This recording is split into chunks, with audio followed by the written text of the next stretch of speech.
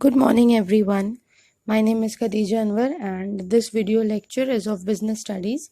We will be continuing with chapter number 5, and the name of the chapter is organizing. This is part third of organizing. So, in this video lecture, we will be covering the topic that is organization structure. Okay, so first we'll go through the meaning of organization structure. As you can see, the word organization is used to mean a formally decided group of people who are linked together as superiors and subordinates so as to achieve some common goals like imparting education, producing a music video, constructing an airport, or any other business activity. Guys, we will the meaning will be carry forward in the next picture also, but before that I would like to explain you कि organization structure क्या होता है. So whenever a work is done, that work is done in an organization जहाँ पे group of people उनको collect किया जाता है and then उसके बाद वो लोग को उनका jobs बताया जाता है, उसके बाद उन लोगों को क्या job करना है ये बताया जाता है. ठीक है. So in this way work is carried on. ठीक है. So the structure is a relationship throughout an organization and such relationship should have been planned beforehand, that is formally created. ठीक है. Formally created मतलब using some rules and regulations, some policies are also involved while creating an organization, and उसको जितना भी works इस organization में होगा that is done by humans and machines, and उसके बाद जो वर्क किया जाएगा उसको डिज़ाइन किया जाता है पहले. ठीक है. एंड उसके बाद उसको डिपार्टमेंटलाइज किया जाता है. सब वर्क्स एक जगह नहीं होता है. सो डिपार्टमेंटलाइजेशन के बारे में will study in the coming videos, और इसी आगे में हम बताएंगे कि जॉब डिज़ाइन क्या होता है, डिपार्टमेंटलाइजेशन क्या होता है. तो now we can say now we'll go through the some of the definitions of the scholars. According to them, business or organization structure क्या होता है. So according to Fred Luthen's, organization structure represents the skeleton framework for organisation. ठीक है. तो किसी भी type का organisation structure हो, there are two types of organisation structure. ये हम लोग वीडियो के आगे में पढ़ेंगे. तो वो जो है एक फ्रेमवर्क बना देता है कि काम को किस तरह से आपको करना है. ठीक है. And Albert according to Albert Harry H, organisational structure as the framework within which managerial and operating task are performed. ठीक है. So it is a body, it is a framework where managerial and operational tasks are performed. For what reason they are structuring their organization? Because they wanted to achieve their goals. They wanted to achieve the organizational goals. Okay. So these are the two definitions given by the two scholars. Now in the next picture we'll go through the factors that influence the organizational structure, or we can say factors affecting organizational structure or factors influencing organizational structure. So there are 4 factors. Okay. Number 1 is job design, number 2 is departmentation, number 3 is span of control management, and number 4 is delegation of authority. So job design and departmentation तो छोटा सा point है, वो हम अभी बता देंगे, but span of control management and delegation of authority needs to be briefed in a more detailed वे. तो हम लोग जो है उसको कैरी फॉरवर्ड करेंगे. सो यहाँ पे जॉब डिज़ाइन का मतलब होता है कि व्हेन अ मैनेजर, जब किसी मैनेजर को अपना काम करवाना होता है तो वो सारे जॉब्स को डिज़ाइन करता है सो दैट वो अपने एम्प्लॉयज़ को ठीक तरह से समझा सके कि उनको कितना काम करना है और क्या काम करना है. ठीक है.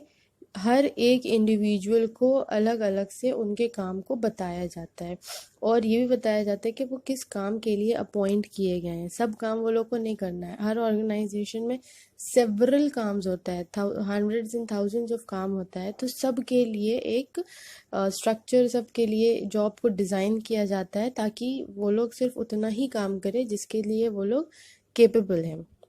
Okay. Now the second one is departmentation. Job design करने के बाद The second point is departmentation. What is departmentation? एक बार जब जॉब डिज़ाइन हो जाता है उसके बाद हर अलग अलग तरह के जॉब के लिए अलग अलग डिपार्टमेंट्स बनाए जाते हैं, ठीक है. Once the jobs are defined they are to be group to form a department, and forming a department will help the employees to coordinate among each other. ठीक है, coordination of different job becomes much easier if similar jobs are under one department and one manager. There may be production, financing and marketing departments. तो ये 3 तरह का departments है. और भी होता है, और भी तरह के होते हैं. यहाँ पे एग्जाम्पल के लिए there may be production, financing and marketing departments. Now production department में भी डिफरेंट वर्क्स होता है जिसके जॉब को डिज़ाइन किया गया है और उसके बाद डिपार्टमेंटलाइज किया गया है. ओके, देन मार्केटिंग डिपार्टमेंट का भी अलग अलग सेक्टर्स होता है. लाइक पैकेजिंग का अलग होता है, एडवर्टाइजिंग का अलग होता है, ठीक है. तो उन सारे जो डिपार्टमेंट्स है वहाँ पे भी जॉब्स को डिज़ाइन किया गया है, and after designing the job अब डिपार्टमेंटलाइजेशन का काम है. देन फाइनेंसिंग में भी पहले प्राइसिंग करना होता है. प्राइसिंग करने के बाद वेदर वो प्रोडक्ट्स कहाँ पे सेल होगा वो ये भी डिसाइड किया जाता है. तो ये सब फाइनेंसिंग में होता है. Then we have span of control management. After departments are formed, how many jobs one person can perform is another decision, and the manager is responsible for coordination, and this is called the span of control management. It depends on capacity and intelligence, trust, skills, challenges. Capacity and intelligence of the employees, manager ये भी देखेगा. Manager has to trust his employees. Manager has to know the skills of the employees, and they are given a challenge to perform the task. Perform the task, यहाँ पे task जो है ये job को ही यहाँ पे task बोला जा रहा है, ठीक है. सो इन 4 चीज़ों को मैनेजर्स ध्यान रखता है एम्प्लॉयज़ से रिलेटेड, ठीक है, अपने सबऑर्डिनेट से रिलेटेड, क्योंकि वो लोग को मैनेजर्स को काम अपने एम्प्लॉयज़ से करवाना है, अपने सबऑर्डिनेट से करवाना है, अपने वर्कर्स से करवाना है. तो they have to look after the capacity and intelligence, trust, skills and challenges. Then number 4, we have delegation of authority. Since the jobs have been assigned, then some degree of authority is required to get the job completed. Managers should know their responsibility and authority, because उन लोग को अपना काम करवाना है अपने employees से. So it is very important कि मैनेजर्स को पता रहे कि अपने काम को किस तरह से कराना है. They should not go too rude. बहुत ज़्यादा रूड नहीं हो जाना है वो लोग को, और इस बात पे ज़्यादा फोकस करना है कि they have to make their works done from their employees, from their subordinates, ठीक है. तो it is very important for them to know that what are their authorities, what are they accountable for, and what are their responsibilities. So the power given to the sales representative establishes a pattern of authority which is well defined. Now students, because I wanted you all to understand in a more detailed way, so I wanted to use some diagrams, ठीक है. This is relation between span of management and organization structure. So span of management refers to the number of subordinates that can be effectively managed by a superior. superior मतलब हो गया कि manager, ठीक है. तो managing director जो होता है वो पर्सनल को, मार्केटिंग को, रिसर्च एंड डेवलपमेंट को, एंड परचेजिंग सेक्टर को, ये चारों चीज़ को ध्यान में लेके चलता है. और इन चारों डिपार्टमेंट्स के डिफरेंट सुपीरियर्स होते हैं, मतलब कि डिफरेंट मैनेजर्स होते हैं. इन चारों डिपार्टमेंट्स के अलग अलग डिपार्टमेंटल हेड्स होते हैं. देन वो डिपार्टमेंटल हेड्स अपने काम को डिज़ाइन करता है, और उसके बाद there are several other sectors under the departments, और उसके बाद अंडर दोज डिफरेंट डिपार्टमेंट्स उन वहाँ पे भी सुपीरियर्स होते हैं, वहाँ पे भी सुपरवाइजर्स होते हैं, and then in that way the works are being done, ठीक है. तो it is very important for the superiors, for the supervisors, for the managers, for the managing directors, for the departmental heads to know what are they accountable for. It is very important to know their responsibilities, because they have to make their work done by the workers मतलब जो बहुत lower level जो बहुत lower level management में होते हैं, ठीक है. Now, what is functional structure? In functional structure, activities are grouped and departments are created on the basis of specific functions to be performed. For example, all the jobs related to production are grouped under production department, sales department, etc. Now, functional organizational structure जो होता है वो according to functions based होता है, ठीक है. जो अलग अलग functions हो गया, जैसे कि marketing एक अलग function हो गया, purchasing एक अलग function हो गया, sales एक अलग function हो गया, तो इसके according ऑर्गेनाइजेशन जो है वो अलग अलग डिपार्टमेंट्स में डिवाइडेड रहता है, ठीक है. इसीलिए हम लोग इसको बोलते हैं फंक्शनल स्ट्रक्चर. तो फंक्शनल स्ट्रक्चर में डिफरेंट फंक्शंस के हिसाब से यहाँ पे डिवाइड कर दिया जाता है, लेकिन एक ही प्रोडक्ट लाइन में काम चलता है. मतलब कि सिर्फ एक ही प्रोडक्ट का प्रोडक्शन हो रहा है उस ऑर्गेनाइजेशन में, ठीक है. फॉर एग्जाम्पल एक ही प्रोडक्ट का मतलब हो गया कि सपोज इंडस्ट्रियल एंटरप्राइज है जो कि कोई एक प्रोडक्ट बना रहा है, उस एक प्रोडक्ट का डिफरेंट डिपार्टमेंट्स है, क्योंकि वो ही एक प्रोडक्ट ऑर्गेनाइजेशन में बन रहा है, उसका 4 अलग डिपार्टमेंट्स हो गया, ठीक है. मतलब no multi product, only one product. Why I am focusing on multi product, जब हम लोग डिविजनल स्ट्रक्चर पढ़ेंगे तब समझ में आएगा, ठीक है. They are suitable for, we will go through the advantages in for what type of industries they are suitable for and the disadvantages. So these are suitable for large organization producing only one line of product. जैसे हम बताए पहले कि सिर्फ एक product में deal किया जाता है. दूसरा, organisations which require high degree of functional specialisation with diversified activities. इसका मतलब है कि 4 डिपार्टमेंट्स हैं, ओके, फंक्शनल डिपार्टमेंट्स 4 हैं, बट उन चारों में भी डाइवर्सिफाइड एक्टिविटीज़ है, वेरियस एक्टिविटीज़ है. इसीलिए इस टाइप ऑफ इंडस्ट्रीज को फंक्शनल ऑर्गेनाइजेशनल स्ट्रक्चर अडॉप्ट करना पड़ता है. Now what are the advantages? Specialisation. All the individuals or all the departments have specialized work, specialized activities. Number 2, coordination is established.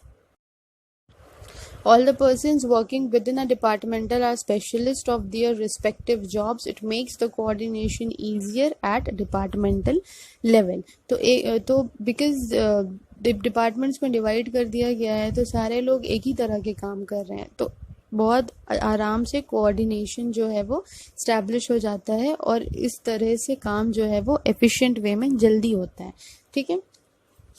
Advantage number 3,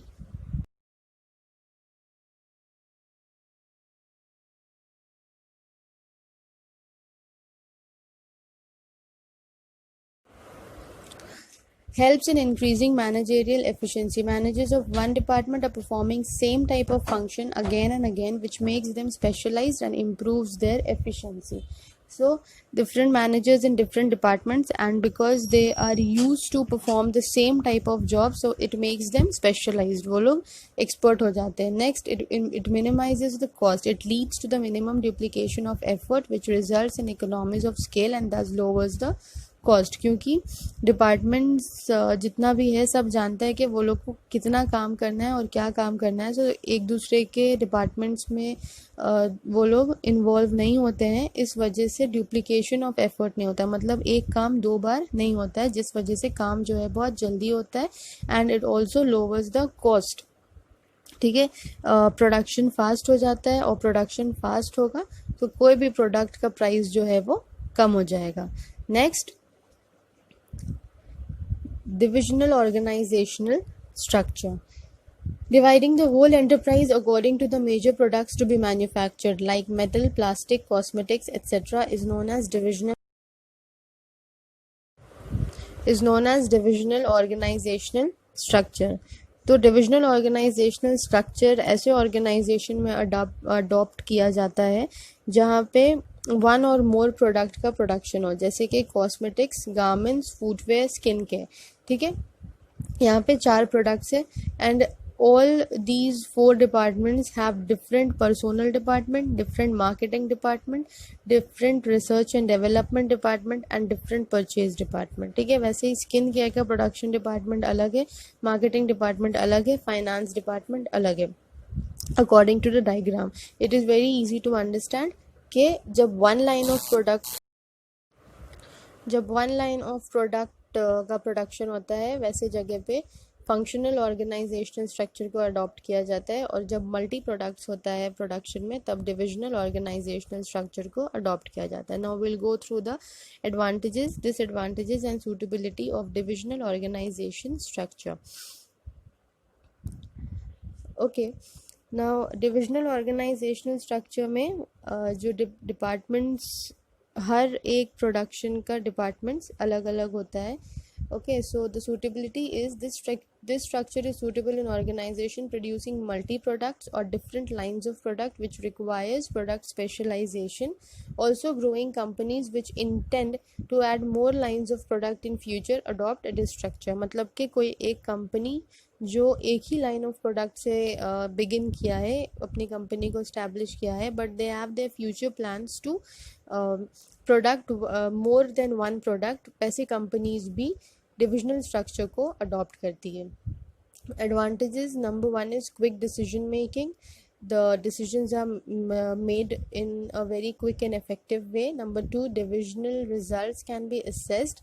मतलब हर division अपना अलग अलग result देता है जिसके वजह से बहुत आराम से जो एक्यूरेसी होता है वो पता चल जाता है. And number 3 is growth and expansion, because all the divisions, मतलब ऐसा हो सकता है कि कॉस्मेटिक्स बहुत ज़्यादा कॉस्मेटिक्स एक्सपैंड हो गया लेकिन टेक्सटाइल नहीं चल पाया उस प्रोडक्ट का. तो हर एक डिपार्टमेंट ऑफ डिवीजन अपना अलग टाइप ऑफ हार्डवर्क करता है और उसके बाद सारे डिपार्टमेंट्स अपने तरह से ग्रोथ एंड एक्सपेंशन को डील करता है. ठीक है, तो as new divisions can be added without disturbing the existing departments. तो एक डिपार्टमेंट चल रहा है, दूसरे डिपार्टमेंट को उस डिपार्टमेंट में इन्वॉल्व होने का ज़रूरत नहीं है. They look after their own departments. ठीक है, so these are the 3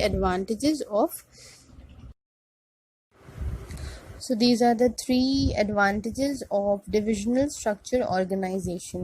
Divisional structure organization का 2 criteria होता है. एक होता है product divisionalization और एक होता है territorial divisionalization. Product divisionalization में different products have different departments, and territorial में होता है कि these are based in different territories, based in different places. तो वो सब भी अलग अलग डिपार्टमेंट्स होता है, सब जगह अलग स्टेट में अलग department. Now these are the 3 disadvantages. पहला होता है conflicts, duplicity of functions and then selfish attitude. Conflict among different divisions on allocation of resources. Entire set of function is required for all division which gives rise to duplicity of efforts among divisions and increases cost, and every division tries to display better performance and sometimes even at the cost of other divisions. This shows their selfish attitude. मतलब एक ही organisation में काम कर रहे हैं लेकिन cosmetics अपना departments अपने देख रहा है, टेक्सटाइल अपना डिपार्टमेंट्स अपने देख रहा है. They are not focusing on the overall fame and overall name of the organisation. They are only focusing about their products and their products divisions. ठीक है, so this is a selfish attitude. और बहुत बार duplicate works हो जाता है क्योंकि they don't know what other departments are doing. मतलब कि जो दूसरा प्रोडक्ट का डिपार्टमेंट है वो लोग अपने काम को किस तरह से कर रहा है और वो लोग क्या काम कर रहा है ये किसी को पता नहीं रहता है. तो इस वजह से बहुत बार डुप्लीकेशन ऑफ वर्क हो जाता है. Coming back to difference between formal and informal organisation, ये क्वेश्चन हम लास्ट वीडियो में पूछे थे. That what are the differences between formal and informal organization is an important question. So I hope you all have solved these questions. This is the answer of the difference between formal and informal organization. Okay, these are the 7 points. Go through this, make your notes. That's all for today. Thank you. Take care.